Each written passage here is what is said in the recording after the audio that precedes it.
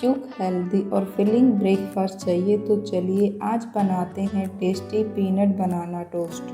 सबसे पहले ब्रेड को तवे पर दोनों साइड से अच्छी तरह से सेक लेंगे। जब ब्रेड सिक जाए तो ब्रेड के ऊपर पीनट बटर को अच्छे से स्प्रेड करेंगे। आप स्मूथ या क्रंची अपनी चॉइस की पीनट बटर यूज कर सकते हैं। अब बनाना स्लाइस को पीनट बटर के ऊपर अरेंज कर देना है। टेस्ट और न्यूट्रिशन को और बेटर बनाने के लिए ऊपर से थोड़ा सा दालचीनी पाउडर और चिया सीड छिड़क देना है। सीड्स और नट्स की टॉपिंग आप अपने अकॉर्डिंग कर सकते हैं। बस हमारा टेस्टी पीनट बटर बनाना टोस्ट रेडी। इस रेसिपी को ब्रेकफास्ट या क्विक इवनिंग स्नैक के लिए ज़रूर ट्राई करें।